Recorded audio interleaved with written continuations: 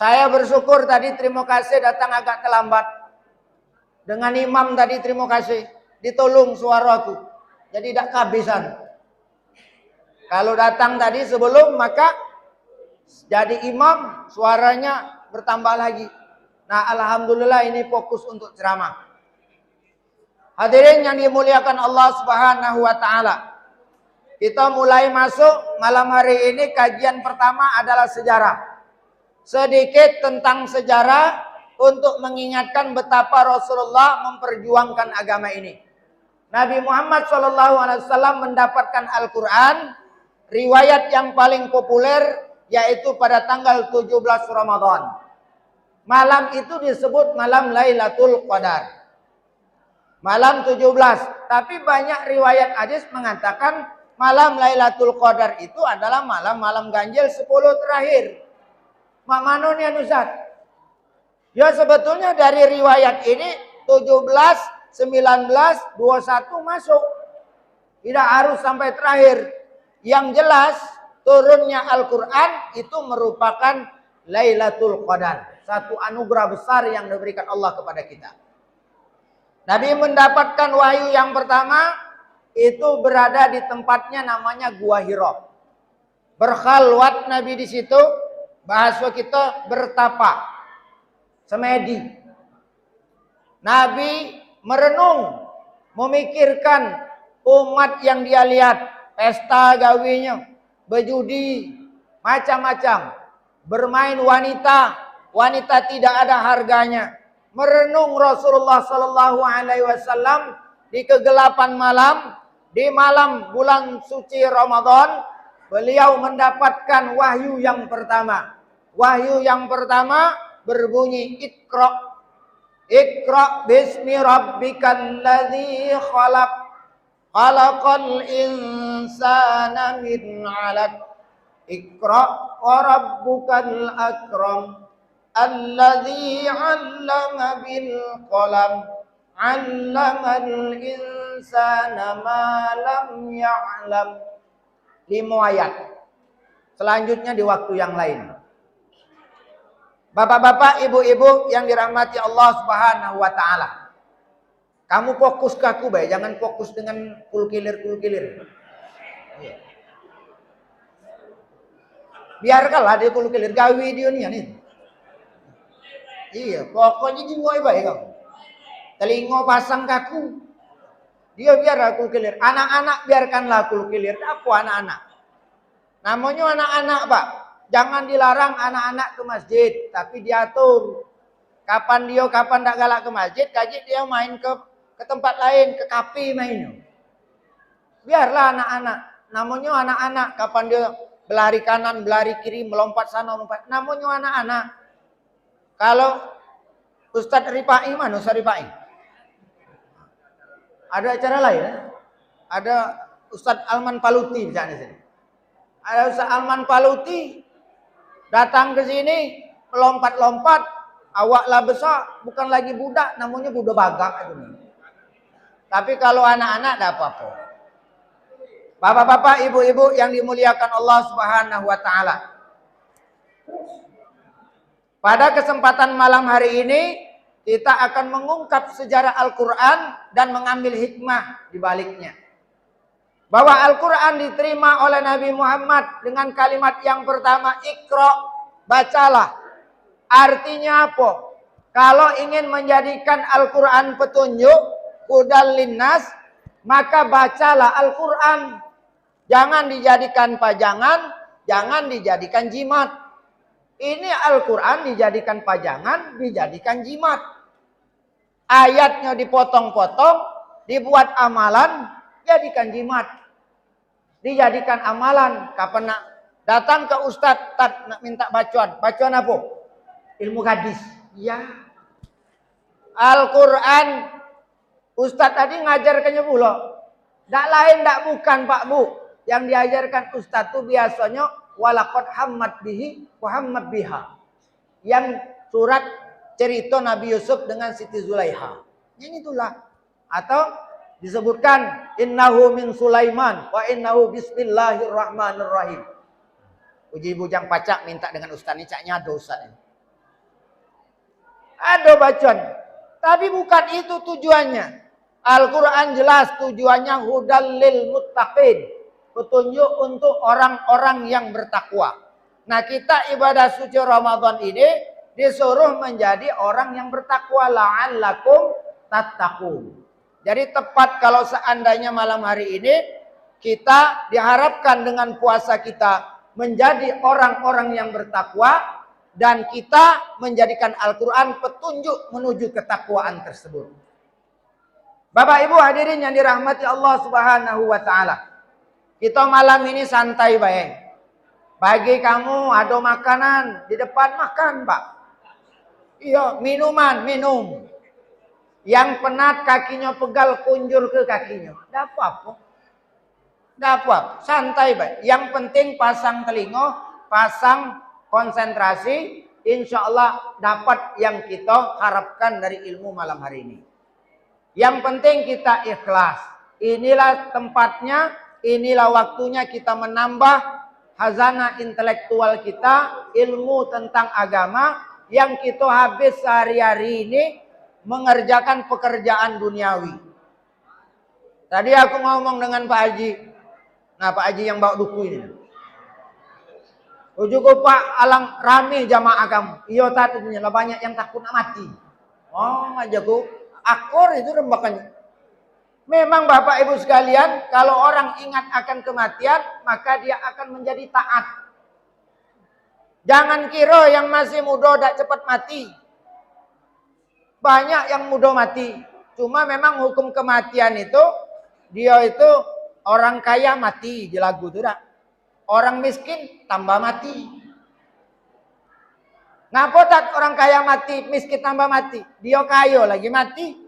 Kapan dia sakit, dia berobat. Kapan yang buntu, mana nak berobat, duit tak kati. Dia malaikat kau tak kati tungguan lagi, berobat dah galak, cabut pula kau. Gancang mati. Bapak Ibu yang dimuliakan Allah Subhanahu wa taala.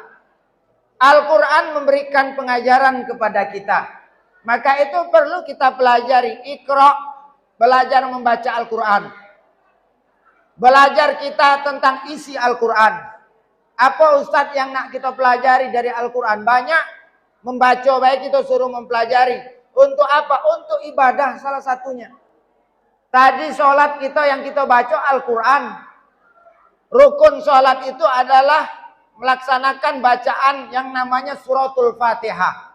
La sholata liman lam yaqra'u bi Fatihatil kitab. Tidak sah sholat kalau tidak baca surat Al-Fatihah. Kalau kita tidak belajar tentang baca Al-Quran, tidak hafal surat Al-Fatihah, maka sholat kita tidak diterima. Nah, itu tuh banyak. Banyak pula gawe bak diamburkan.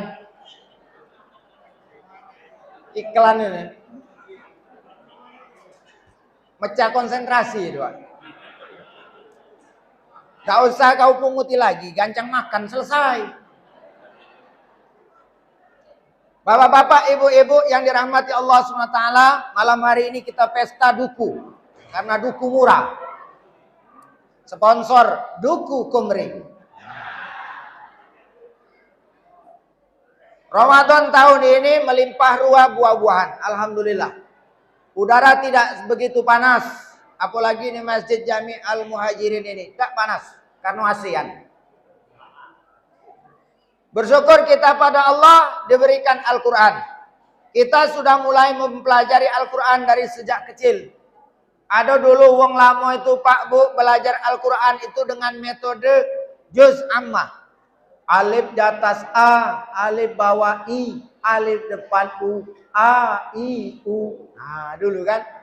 Ba di atas ba bawah bi, ba depan bu, ba bi bu. Ta di atas ta bawah ti, ta depan tu, ta ti tu. Ngaji terus, mayarda dengan kiainya tadi. Lah emosi kiai ini kapan diajari, dak budak-budak pada pacak. Ujung-ujungnya, ujung guru ngajinya, ba depan bu, ya di atas ya, nun mati, buyan. Rupanya nyingok juga, Pak itu ngatukan Pak Ustaz. Lah iya buyan yang kau tuh, dari tadi diajar. Bapak Ibu hadirin, kalau ingin belajar Al-Quran sejak dini, maka anak-anak kita ajari sejak dini. Kalulah belajarlah ketuan saro nyebut huruf. Nyebut amzah jadi ain, nyebut ain jadi amzah. Alhamdulillahi Rabbil Alamin. Tak pakai ain, terbaca Alhamdulillahi Rabbil Alamin. Pakai A dia. Ngapo gigi labis? Gigi. Gigi labis. Nyebut sin tak cocok. Sin S itu ada 4 ikok dalam huruf hijaiyah. Ada sa, ada sin, ada shin, ada sod. Lain nyebutnya Pak. Kapan yang sa ini? Pisang busuk. Itu sa. Pisang busuk. Pakai sa. Kalau pakai sin, pisang busuk. Kalau pakai sin. Kalau pakai shin, pisang busuk. Lain mulu. Kapan pakai sod? Pisang busuk. Tak sama. Alhamdulillahi Rabbil Alamin. Ain. Uang Palembang lemak belajarnya Pak. Karena kita terbiasa nyebut ain. Tapi mohon maaf. Waktu aku belajar di Jawa dulu. Uang Jawa lama saro nyebutnya. Mohon maaf kalau ada uang Jawa di sini. Iya.